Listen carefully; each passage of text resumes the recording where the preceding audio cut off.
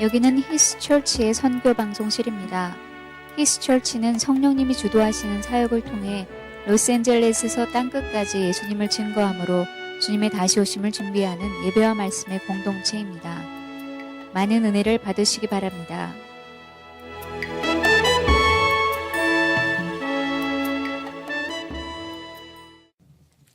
출애굽기 3장 1절부터 14절까지의 말씀을 읽고 이 말씀을 함께 나누도록 하겠습니다. 출애굽기 3장 1절부터 14절 교독하도록 하겠습니다. 저와 여러분이 한 절씩 교독합니다.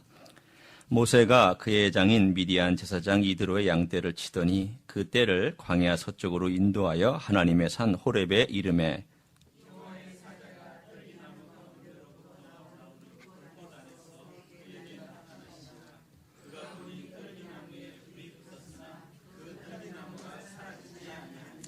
이에 모세가 이르되 내가 돌이켜 가서 이 큰 광경을 보리라. 떨기나무가 어찌하여 타지 아니하는고 하니 그때에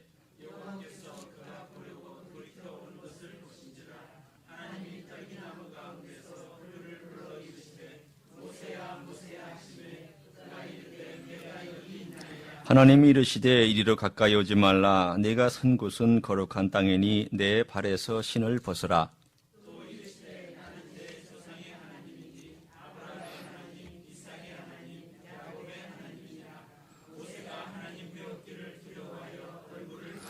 여호와께서 이르시되 내가 애굽에 있는 내 백성의 고통을 분명히 보고 그들이 그들의 감독자로 말미암아 부르짖음을 듣고 그 근심을 알고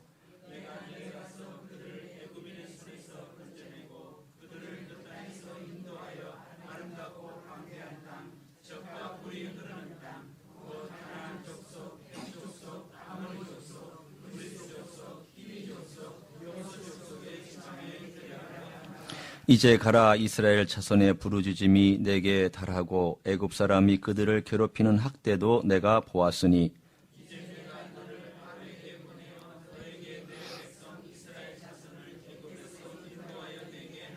모세가 하나님께 이르되 내가 누구이기에 바로에게 가며 이스라엘 자손을 애굽에서 인도하여 내리이까.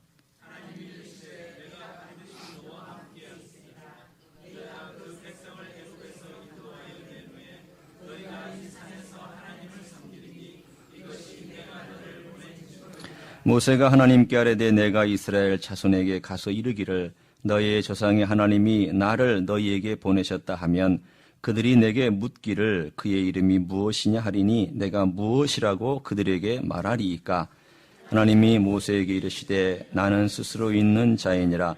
또 이르시되 너는 이스라엘 자손에게 이같이 이르기를 스스로 있는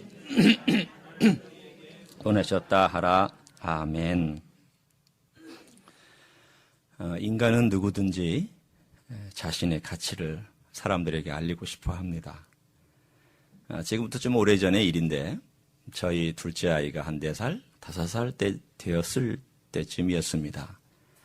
그때 첫째 아이는 유치원에 다니고 있었기 때문에 데려가지 않았고 둘째 아이를 데리고 이제 시내에 갔다가 남산의 3호 터널을 지나서 이렇게 이제 반포로 가려고 하는 때였습니다.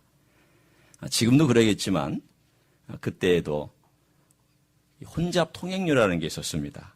그래서 아침 7시부터 한 밤 8시인가 9시까지 그 사이에 지나가는 차들은 3명 이상부터는 돈을 안 내지만 2명까지는 2,000원이라고 하는 돈을 내게 되어 있습니다. 그런데 우리가 이제 앞에 저하고 운전하고 앉았고 또 제 아내가 옆에 앉았고 뒤에 이제 카시트에 제 둘째 아이가 한 4살짜리 아이가 앉았습니다. 그래서 이제 면제 차량하는 그 라인으로 싹 들어가서 이렇게 창문을 열어줬습니다. 보라고. 우리가 3명이니까. 그랬더니 2분이네요. 2,000원 내세요. 그러더라고요. 그러더니 갑자기 뒤에서 뭐라고 소리가 났냐면 저도 사람이에요. 우리가 얼마나 웃었는지 모릅니다. 이 꼬맹이가 전혀 예측하지 못한 이야기를 하는 바람에 그 사람이 그 여자분이 저기 한 명 더 있는데 그러더니 가라고. 그래서 우리가 2,000원을 벌었던 적이 있습니다. 꼬맹이도 자신의 가치를 인정받고 싶어 합니다. 그렇잖아요. 우리가 조그만 어린애가 있을 때 그냥 머리를 슥슥 쓰다듬어 주면요, 어린아이들도 별로 안 좋아합니다. 앉아서 이렇게 반갑다 하고 이렇게 앉아서 이렇게 안아주면 아이가 참 좋아하죠. 왜 서서 이렇게 머리를 슥슥 해주면 안 좋아할까요? 기분이 나쁜 거예요. 내 가치가 좀 무시당하는 듯한 기분을 느끼기 때문에 그런 거죠. 그러니까 사람은 기본적으로 자기 가치를 인정해 주는 것 다 좋아합니다. 여기에 있는 우리들 중에 가치를 인정해 줘서 좋아하지 않는 사람이 세상에 어디 있습니까? 그런데 반대로 말이죠. 자기 신의 가치를 너무 확대하는 것도 또한 문제가 됩니다. 보통 사람들이 보면 자기가 어느 지역 출신이냐, 또는 어느 학교를 나왔느냐, 또 심지어는 어느 교회를 다니느냐, 또는 어떤 학위를 가지고 있느냐, 이런 것들로 말미암아 자기의 가치를 좀 과대 포장하는 경향이 있습니다. 그러다 보면 사람들 앞에서 좀 의시되기도 하고 사람들 앞에서 좀 자랑하기도 하는 그런 경향이 우리 가운데 없지 않아 있습니다. 모세는 어땠을까요? 모세 40년 동안 그 당시에 최고의 제국인 이집트 애굽에서 최고의 학문을 훈련받았습니다. 그는 왕가의 전통, 공주의 아들이라고 하는 그 전통에 따라서 수사학, 인문학, 철학, 그리고 뿐만 아니라 수학, 우리가 얘기하는 이 계산하는 수학, 군사학, 이런 모든 행정학, 모든 면에서 그는 최고의 학문을 훈련받았습니다. 40년 동안 그는 행정가로서 일했을 것이고 때로는 군사 전략가로도 일을 했을 가능성이 농후합니다. 그만큼 그는 경험도 많았고 지식도 많았고 인정도 받았고 40년 동안 가장 깊은 가장 최고의 곳에서 부요를 누렸고 사람들의 인정을 받으면서 그의 마음은 자신감이 충만한 그러한 나이와 세월을 보냈을 것입니다. 우리가 언뜻 출애굽기 1장과 2장을 읽어보면 모세가 자기의 동족이 힘들게 어렵게 핍박받는 모습을 보면서 욱 해가지고 그 사람을 쳐서 죽이고 갑자기 그 결과 때문에 도망갔다라고 하는 이야기를 읽고는 모세도 욱 모세네, 욱하는 성격을 가지고 있네, 그 정도로만 우리가 모세를 생각하기 쉽습니다. 그러나 성경은 모세를 그렇게 평가하지 않습니다. 적어도 히브리서에도 보면 모세가 하나님 나라를 위해서 애굽의 금은보화를 버렸다라고 되어 있습니다. 그렇다면 분명히 그는 나이 40에 우발적으로 행동한 것만은 아닙니다. 행동 자체는 우발적인지는 몰라도 그는 이미 마음속에 오랫동안 내가 어떻게 하면 내 백성을 구원할 수 있을까?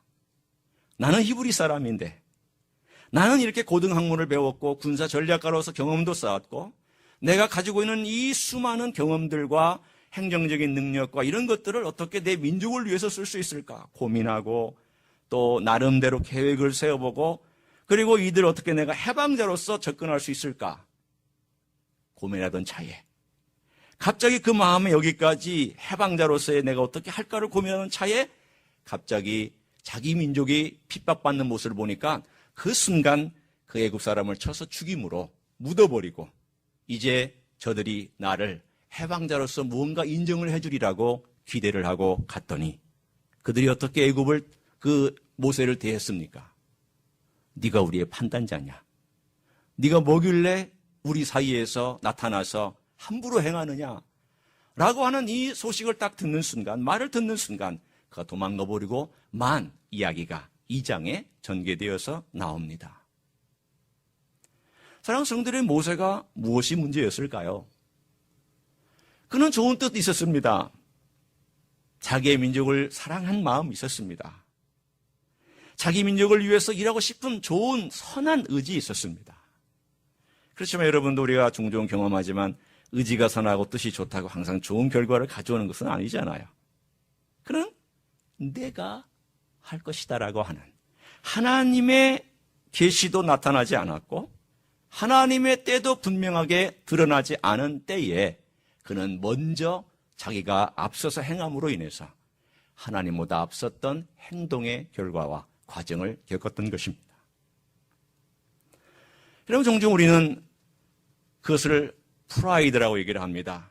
교만이라고 얘기를 합니다. 내가 먼저 앞서 나가려고 하는 교만이 있었을 때에 그 교만이 우리 안에 있는 탐심을 일으켜서 그 탐심으로 말미암아 우리가 허영심에 자기도 모르는 어떤 내가 이런 사람이다, 내가 이런 정도의 사람이다라고 하는 그러한 허영심에 우리가 갇혀주고 그것에 의해서 붕 뜰 때가 있습니다. 제가 언젠가 터키에 성지순례에 가서 함께 참여하는 가운데 카파도키아를 간 적이 있었어요. 카파도키아는 여러분 아시지만 이렇게 산에 구멍을 뚫고 또 지하로 내려가고 해서 거기서 성도들이, 초대교회 성도들이 살았던 그런 흔적들이 있는 곳입니다. 은혜가 되는 곳이에요. 어떻게 저기에서 마을을 이루고 공동체를 이루고 살았을까?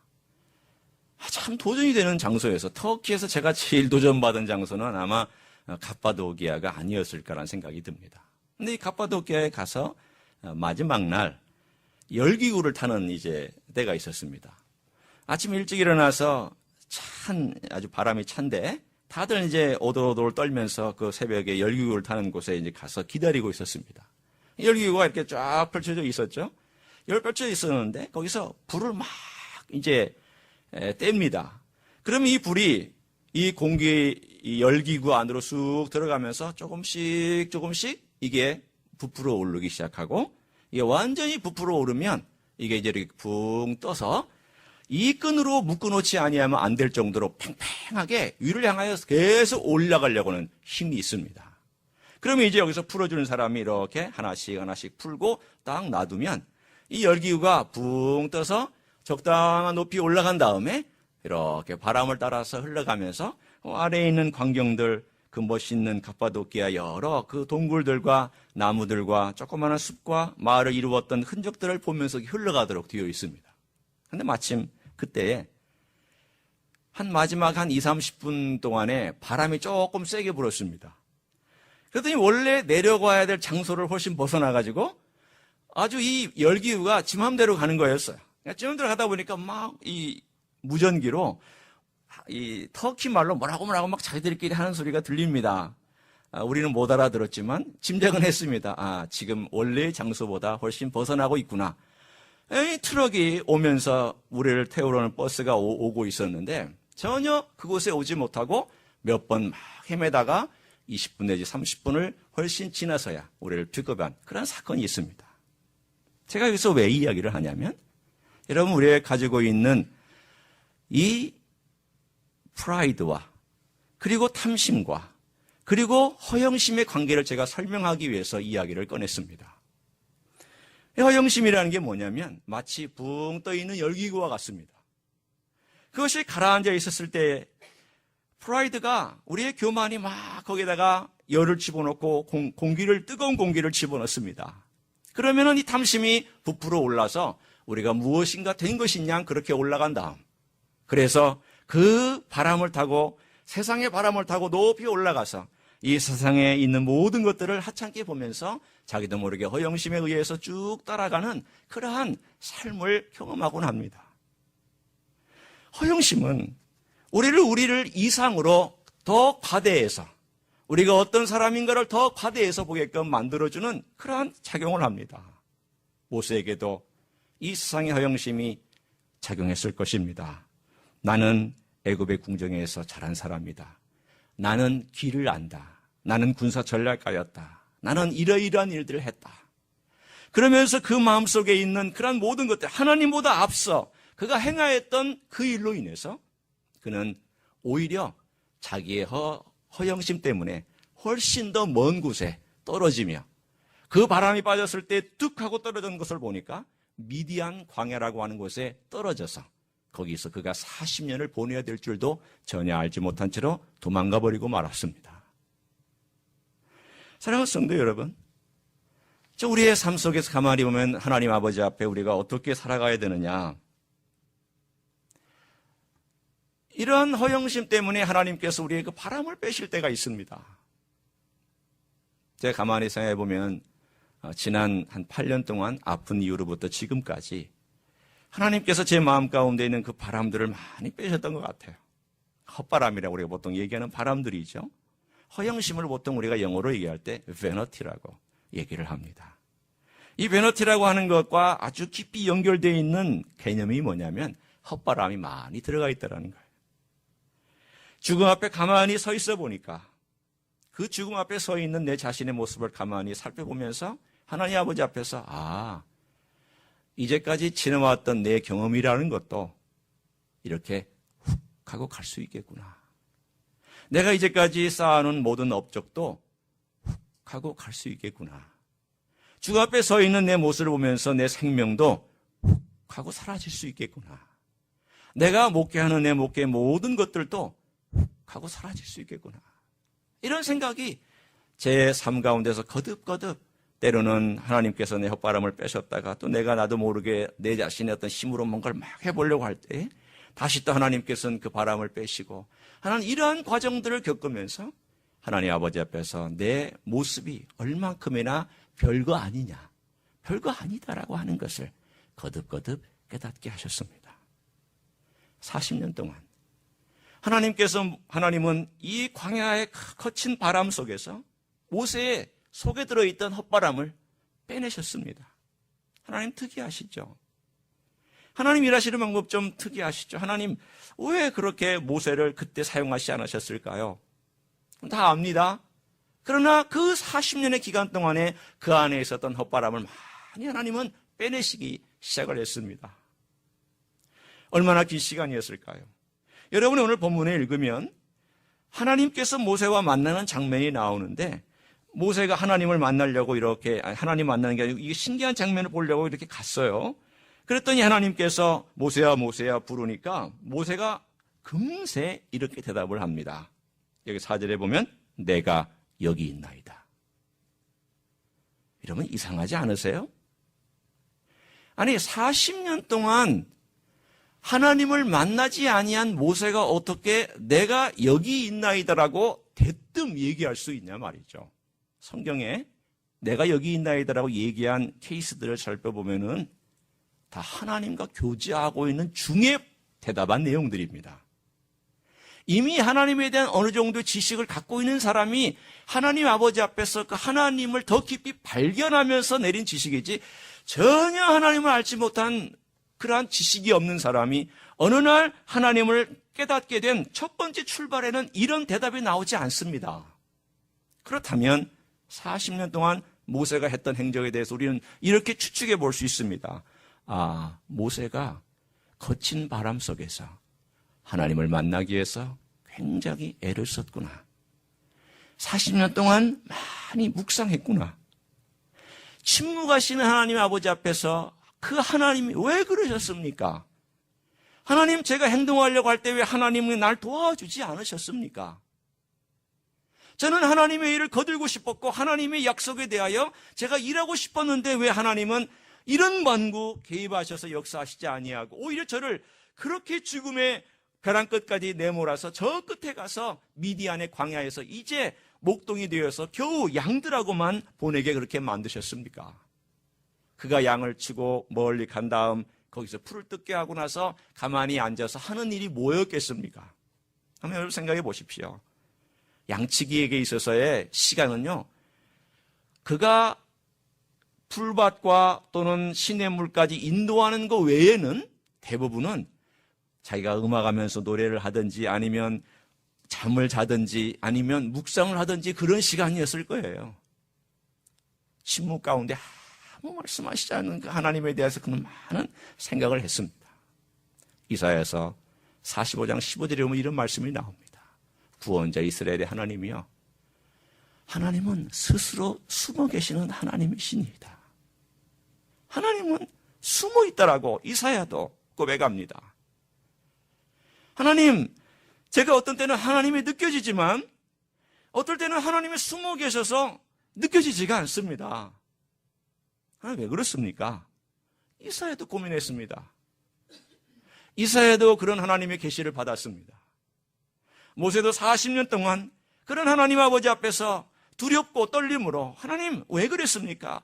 수많이 다시 되뇌이고 또 되뇌이고 또 되뇌이면서 하나님 아버지 앞에서 몸부림친 그 40년이 있고 나서 그가 어느 날 시내산에서 불꽃 가운데 그에게 여호와의 사자가 The angel of the Lord, 아마도 우리가 알고 있기는 성육신 하시기 전에 예수 그리스도의 그 하나님이신 그분께서 모세에게 나타나서 그에게 말씀할 때에 그가 내가 여기 있나이다라고 고백할 수 있었던 것이 아닐까라고 생각합니다. 성도 여러분, 침묵할 때에 하나님께서 침묵하실 때 우리는 두렵습니다. 두렵습니다. 그리고 그 두려움 속에서 우리는 하나님이 왜 이렇게 하실까? 아무 말씀도 안 하실까? 왜 하나님은 개입하시 않을까? 근데 가만히 저도 이렇게 되돌아보면 하나님께서 침묵하셨던 기간까지 저를 벼랑 끝까지 이렇게 몰고 가시고 어떤 때는 그 벼랑 끝에서 저의 손을 이렇게 살짝 잡아주시기도 하고 어떤 때는 그 벼랑 끝에 뚝 떨어뜨린 다음에 잡아주시기도 하고 했던 그런 경험들이 머릿속에 떠올랐습니다. 그래서 제가 여호와의 이름을 하나 만약에 불러드린다면 여호와 아슬아슬이라는 그런 말로 제가 좀 불러드릴 수 있을 것 같아요. 너무 아슬아슬했어요. 저로서는 아슬아슬했어요. 하나님은 아슬아슬하지 않으셨겠지만 하나님은 전혀 아슬아슬하지 않고 저를 거기까지 몰고 가시고는 그래 네가 어디까지 버티나 보자.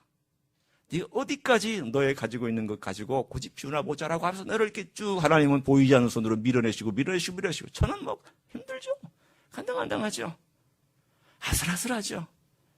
그런데 하나님께서는 그 마지막 순간에 딱 개입하셔서 손을 딱 잡아주시고 하시는 것을 이렇게 경험하면서 여호와 아슬아슬이시다. 왜 그럴까요? 왜 하나님 그렇게 역사하실까요? 우리 인간이 제가 변덕스러운 것을 아시기 때문입니다. 얼마나 변덕스러운지. 가난하고 굶주릴 때는 하나 여호와 바라보지만 배부르고 일이 잘 평나면은 여호와 잘 바라보지 않고 그러한 저의 모습을 아시기 때문에 하나님께서 저를 끝까지 어떨 때는 밀고 가셔서 거기에서 너가 나를 전심으로 의지할 수 있겠느냐라고 묻고 계시는 줄로 믿습니다. 하나님은 우리가 전심으로 하나님을 의지하고 있는지는 묻고 계세요. 그 순간에도 하나님을 바라보면서 어떻게 나아가고 있는지를 묻고 계시는 그때에 오늘 본문 가운데 모세가 어떤 모습으로 그가 준비되었는지는 잘 나오지는 않지만 그러나 제가 여기 있나이다라고 고백한 내용을 보면 하나님과 대면하는 첫 장면에 그는 하나님을 인정하고 나아가는 것을 볼 수가 있습니다. 그리고 나서 오늘 본문에 이 40년이 지난 다음에 오늘 모세가 11절에 이렇게 얘기를 합니다. 하나님께서 가라 이제 너 가라. 내가 너 보낸다. 여러분 특별히 여러분이 출애굽기 3장을 보시면은요. 하나님께서 내가라고 표현한 표현이 참 많이 나옵니다. 유념하면서 보실 필요가 있어요. 7절을 제가 한번 읽겠습니다. 한번 그냥 눈으로만 따라와 보세요. 여호와께서 이르시되 내가 8절에 내가 내려가서 9절에 내가 보았으니 10절에 내가 너를 바로에게 보내요.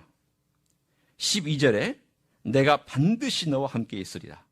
12절의 마지막에 내가 너를 보낸 증거니라. 왜 하나님께서 이 구절들을 통하여서 내가 너를 보낸다. 내가 너와 함께한다. 내가 일한다. 내가 이 모든 것을 주관하고 있다라고 모세에게 강조하고 있었을까? 다른 거 아닙니다. 모세가 스스로 내가 하려고 했던 지난 40년의 사건을 아마도 하나님께서는 모세에게 기억시키고 있는지 모릅니다. 너 그때 너 스스로 하려고 했지. 너의 마음 가지고 너의 지식 가지고 해보려고 했지. 그때 됐더냐? 이루어졌느냐? 사람들이 반응하더냐? 너 어떤 결과가 맞이했느냐? 지난 40년 동안 내가 너에게 침묵을 지키면서 했던 것 바로 내가 일하려고 한 것이다. 내가 이제는 먼저 앞장서서 일을 하겠다. 하나님의 의지를 오늘 여기에 출애굽기 3장에는 명백하게 보여주고 있습니다. 오늘 하나님께서 내가 하겠다라고 한 그 말씀 가운데 모세는 오히려 하나님 제가 누굽니까? 여기서는 반대로 11절에 이렇게 나와 있어요. 모세가 하나님께 이르되 오히려 반대가 나오는 거죠. 하나님은 내가 일하겠다 그러니까 모세는 반대로 내가 누구이기에 하나님 제가 누구라고 이런 일을 할 수 있겠습니까? 라고 오히려 자기의 모습이 위축되어 있고 축소되어 있고 제 모습은 이제 다 하나님 열정도 없습니다. 일할 자신도 없습니다. 하나님 저를 좀 시키지 않았으면 좋겠습니다. 제가 하나님 일을 한다고요? 아니요. 천만에요. 제가 하나님 일을 할 수 있는 존재도 못 되고 그럴 자격도 없고 제가 40년 동안 저를 바라보니까 저는 목동이 딱 체질입니다. 저는 40년 전에는 제가 대단한 인물인 줄 알았습니다만 40년 동안 제가 양을 쳐다보니까 아무것도 아니라는 거 알았습니다. 모래바람 스치면 언제 저도 이 모래바람과 함께 사라질 수 있는 인생이라는 것을 깨닫고 저 아무것도 아닌데 제가 뭘 합니까? 하나님 저 잘못 고르신 것 같은데 저 고르지 마세요. 저 아닙니다. 그 이야기가 오늘 본문에 5번이나 등장을 해요. 제가 지금 여기서 얘기하고 온 내용이 과장된 것 같죠? 아닙니다. 한번 보십시오. 자, 오늘 본문에 모세가 얼마나 자기 자신을 거절하고 거부하고 있는지를 한번 보시면 11절을 한번 보십시오. 먼저 우리가 읽었던 본문이지만 모세가 하나님께 아뢰되 내가 누구에게 바로에게 가며 이스라엘 자손을 애굽에서 인도하여 내리까? 하나님이 또 말씀해 주셨어요. 12절에. 그랬더니 13절에 또 모세가 하나님께 아뢰되 내가 이스라엘 자손에게 가서 이르기를 너희 조상의 하나님이 나를 너희에게 보내셨다 하면 그들이 내게 묻기를 그의 이름이 무엇이냐리니 내가 무엇이라고 그들에게 말하리이까? 하나님, 제가 그들이 어떻게 반응하는지 알고 있는데 제가 가서 얘기한들 뭐라고 그들이 물어볼 텐데 제가 자신 있게 그들을 설득할 수 있겠습니까? 저 두렵습니다. 그런 얘기죠. 4장 1절 한번 보세요. 모세가 대답하여 이르되 그러나 그들이 나를 믿지 아니하며 내 말을 듣지 아니하고 이러기를 여호와께서 네게 나타나지 아니하셨다 하리이다. 모세가 하나님보다 먼저 말하기를 하나님 절대 믿지 않을 것입니다라고 오히려 강조하는 듯한 인상을 모세가 보여주고 있습니다. 그래서 하나님께서 내가 사인 보내준다. 너 이 지팡이 한번 던져봐라. 너 손 넣어봐라. 그리고 너 이 나일강에 가서 그 핏빛으로 만드는 거 내가 사인으로 주겠다. 그래도 또 뭐라고 얘기하냐면 10절에 보세요. 모세가 여호와께 아뢰되 오 주여 나는 본래 말을 잘하지 못하는 자니이다. 주께서 주의 종에게 명령하시니에도 역시 그러하니 나는 입이 뻣뻣하고 혀가 둔한 자니이다. 하나님 저 40년 동안 모래바람만 싣고 다녔습니다. 죄송하지만 말 못합니다. 다 잃어버렸습니다. 애굽 말도 잃어버렸고 저는 이제 양하고 대화하는 정도 수준밖에 안 됩니다. 저 잘못 고르신 것 같아요. 그랬더니 하나님께서 내가 너와 함께하고 내 입과 함께 하겠다. 13절에 이게 결정적인 모세의 표현입니다. 지금 모세가 왜 변명을 하고 있었는지에 대한 결정적인 건 13절에 나와 있어요. 모세가 뭐라고 그랬습니까? 오 주여 보낼 만한 자를 보내소서. 이게 지금 모세가 하고 싶었던 원래 말이에요. 그런데 하나님이 자꾸 말씀하시니까 거절은 직접 못하고 하나님 이름을 뭐라고 소개하면 그들이 믿을까요? 하나님 저는 가서 해도 그들이 믿지 않을 걸 분명히 압니다. 그랬더니 또 입으로 제가 아무리 얘기해도 저는 입이 뻣뻣합니다. 여러 번 반복하면서 얘기한 거 하나님 저 아닙니다. 하나님이 어떻게 그래 결정한 14절에 뭐라고 하셨습니까? 여호와께서 모세를 향하여 노하셨다고 되어 있습니다. 저는 이것을 보면서 이런 생각을 했습니다. 참 하나님께서 모세 속에서 바람과 헛바람을 너무 많이 빼내셨다고 생각을 했습니다.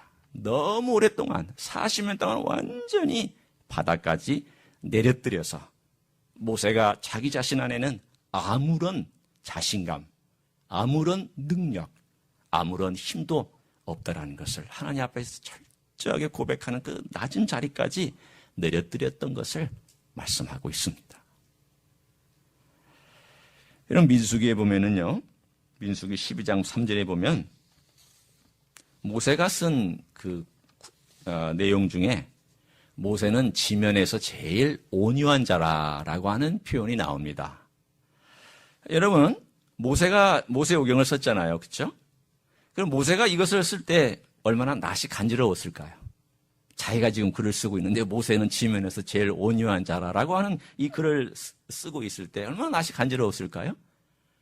그래서 아마 하나님께 제가 좀 상상해 본 거예요. 하나님께 이렇게 물었을 것 같아요. 하나님, 제가 온유하다는 것은 아닌 것 같은데 하나님께서 이렇게 말씀하셨을 것 같아요.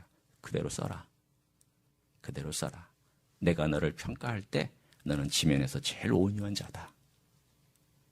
제일 온유한 자다. 여러분, 온유한 게 뭘까요? 온유한 게 친절을 베푸는 게 온유하다고 얘기할 수 있을까요? 온유한 게 차문을 열어주는 것을 온유하다고 얘기할 수 있을까요? 차문 열어주는 건 좋은 겁니다. 그러나 지금 저기서 얘기하는 것은 온유를 설명하기 위해서 하는 거. 온유한 게 사람들에게 따뜻한 마음으로 이렇게 맞이하고 웃어주는 게 온유일까요? 어떻습니까? 여러분, 여기서 모세가 온유하다라고 표현한 이 온유의 내용이 어떤 것일까라고 생각이 듭니까? 이 온유는 모든 환경 속, 특별히 역경 속에서 하나님에게 모든 걸 맡기고 그 맡긴 가운데서 좀 품위 있게, 품격 있게, 여유 있게 그 상황을 이겨내는 그러한 것들을 온유라고 얘기할 수 있습니다. 예를 들면 이런 겁니다.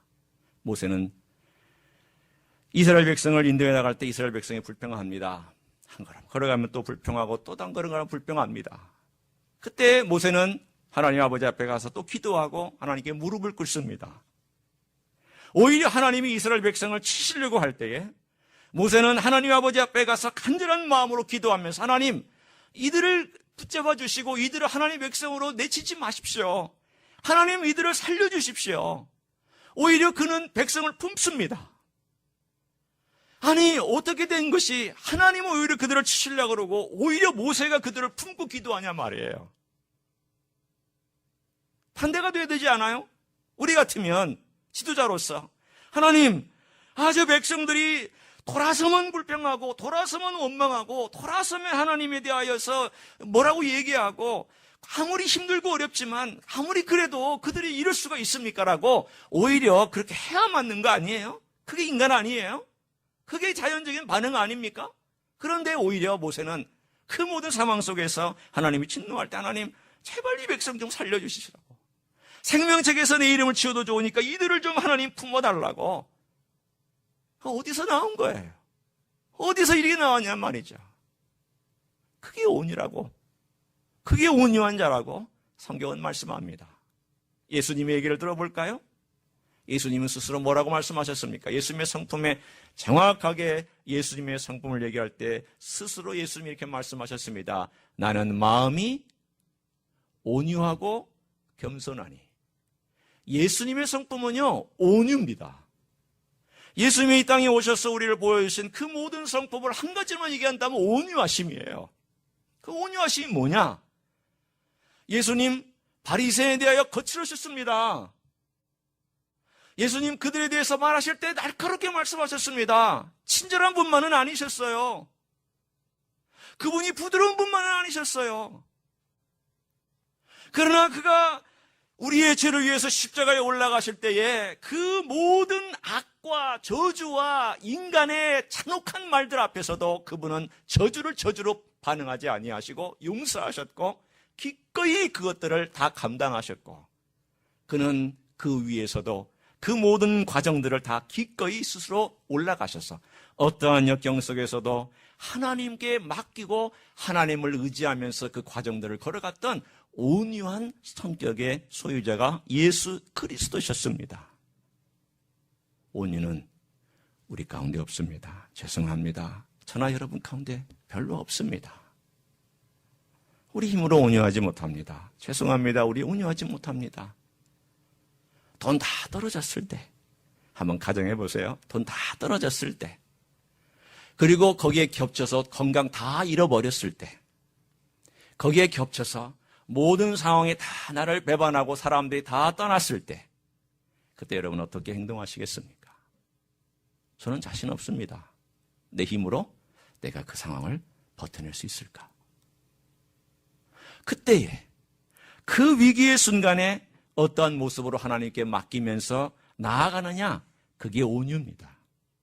온유는 하나님께 맡기고 용서할 줄도 알고 하나님께 맡기고 그 상황을 받아들일 줄도 알고 하나님께 맡기고 예수 그리스도 생각하면서 그것을 기꺼이 참아내는 마음을 온유라고 할 수 있습니다.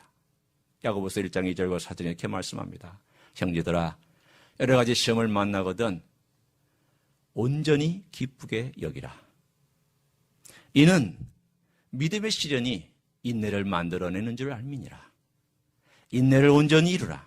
이는 온전하고 구비하여 조금도 부족함이 없게 하려 함이니라. 거기다가 예수 그리스도 이름을 그대로 넣어보십시오. 예수님은 이 모든 환난 가운데서 온전히 기쁘게 여기셨습니다. 그분은 또 이 환난 가운데서 순종을 배웠고 인내를 배우셨습니다. 그 인내 속에서 그분은 온전히 그 인내를 완성하셔서 우리로 하여금 율법을 완성하셨고 이 땅에 있는 저주를 축복으로 바꾸셨으며 우리 또한 그 길을 걸어갈 수 있도록 길을 열어놓으셨습니다. 야고보서 1장 2절과 4절의 말씀을 그대로 예수님에게 대입하면 딱 맞습니다. 우리는 온전히 기쁘게 못 받아들이잖아요. 힘들고 어려울 때 온전히 기쁘게 못 받아들이고 인내를 온전히 이루는 거 쉽지 않습니다. 그 모습이 온전히 기쁘게 수용할 수 있고 온전히 인내를 이루어서 이 땅에 살아가는 동안 예수 그리스도를 닮아가는 그 모습이 사실은 온유함입니다.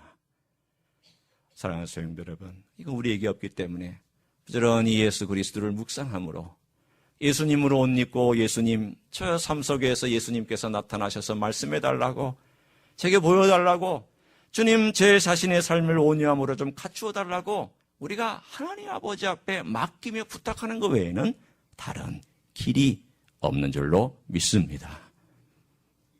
성도 여러분, 이때에 오늘 그가 침묵 가운데서 하나님을 만났고 그 두려움 가운데 하나님께 얘기하고 있으며 이제는 나는 아무것도 아니라고 자기의 자신의 실제를 보고 두려움 가운데 있을 때에 하나님께서 그에게 주신 약속이 무엇일까?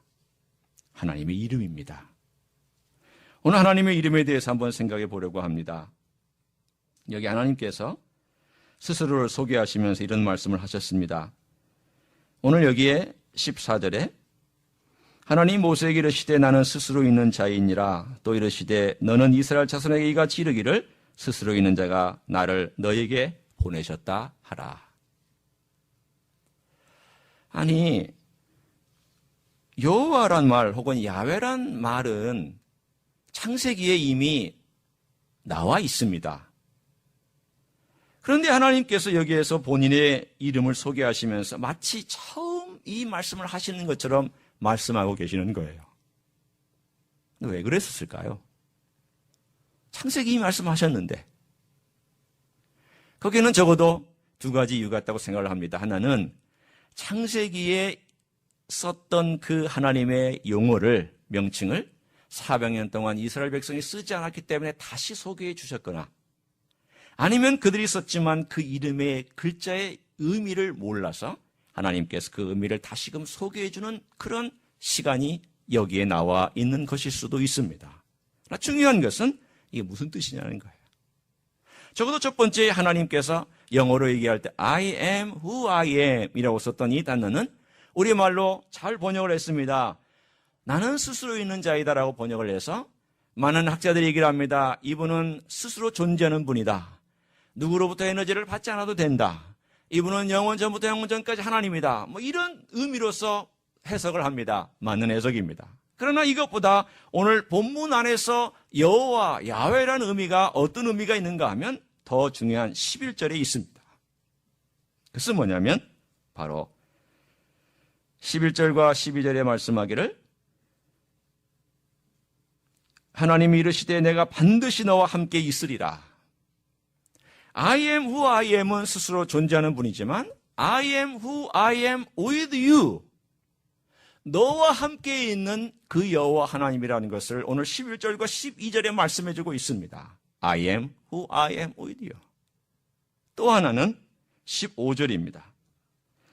하나님이 또 모세에게 이르시되 너는 이스라엘 자손에게 같이 이르기를 너희 조상의 하나님 여호와 곧 아브라함의 하나님 이삭의 하나님 야곱의 하나님께서 나를 너에게 보내셨다라. 이는 나의 영원한 이름이요 대대로 기억할 나의 칭언이라. 이 말의 뜻은 무엇이냐면 내가 지금 일하고 있는 하나님이다라는 뜻이에요. I am who I am working입니다.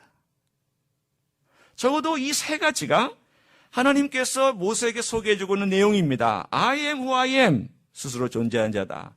I am who I am with you. 너와 함께 한다. I am who I am working. 나는 스스로 존재하면서 너를 위해서 일하고 있는 하나님이다. 오늘 하나님께서 모세에게 말씀하셔 나타나는 이러한 모든 두려움을 이길 수 있는 길이 한 가지가 있다면 너는 내 이름에 이 이름을 믿고 그 이름을 따라오고 내 모든 것이 너에게 약속한 것뿐만이 아니라 조상에 약속한 것을 지금 이루려고 하는 것이다라는 것을 신뢰하며 따라가라고 말씀하고 있습니다. 성도 여러분, 어려움과 두려움과 환난 가운데 유일한 우리의 자산이 있다면 여호와 하나님, 예수 그리스도 그분의 이름입니다. 그것만이 우리에게 자산이에요. 예수님께서 어떻게 소개해 주셨는지 한번 볼까요? 자, 요한복음 8장 58절입니다.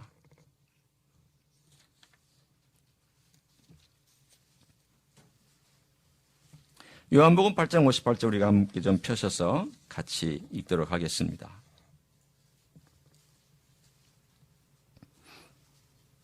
자, 같이 한번 읽어볼까요? 시작.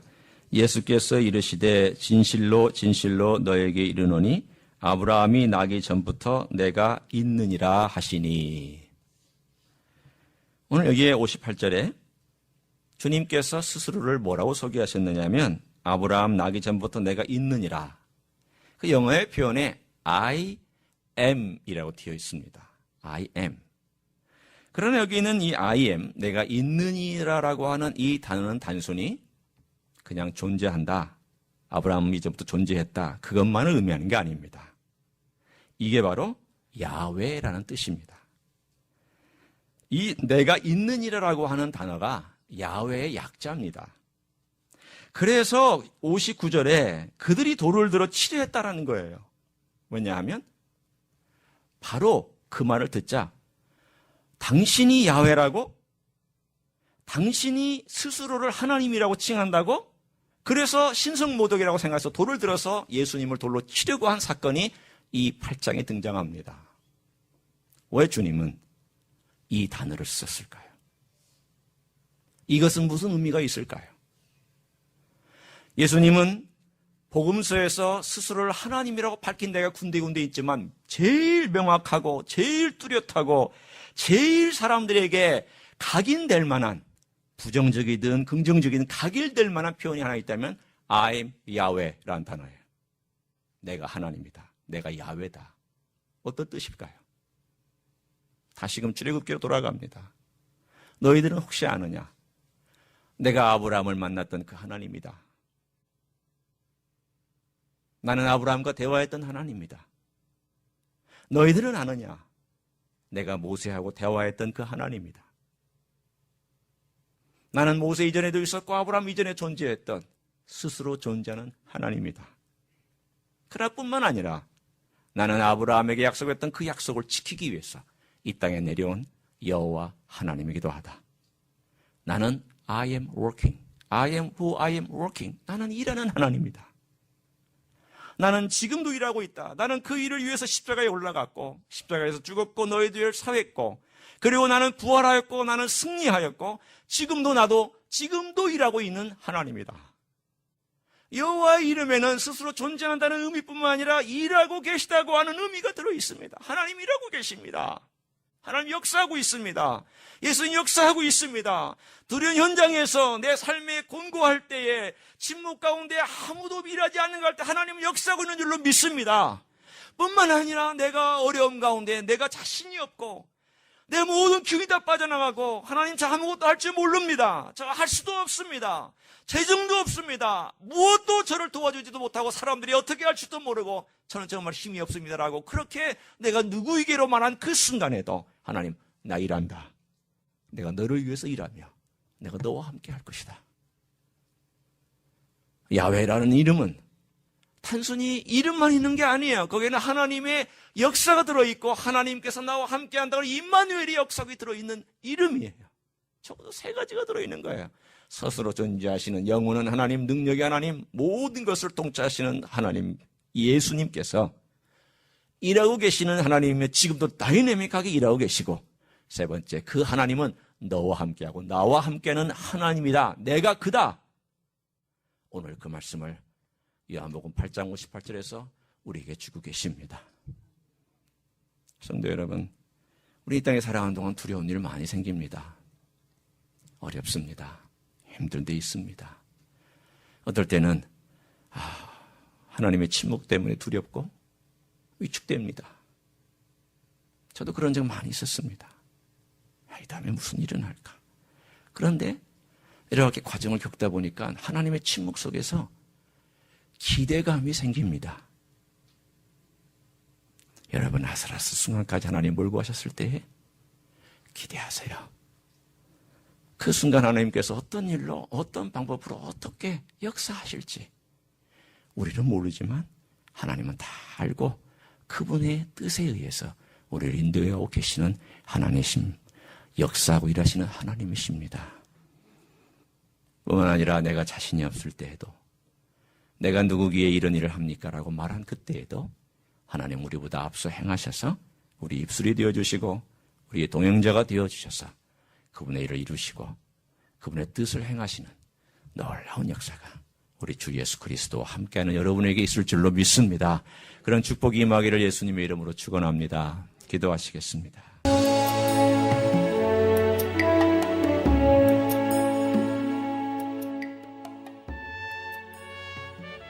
히스처치는 로스앤젤레스에 있는 한인타운과 다운타운의 중간에 위치하고 있습니다. 주일 아침 예배는 11시, 수요 예배는 저녁 7시 30분, 새벽 기도회는 매일 아침 5시 30분에 드려집니다. 오늘도 주께서 주시는 평강과 은혜 안에서 승리하시기를 주님의 이름으로 축복합니다.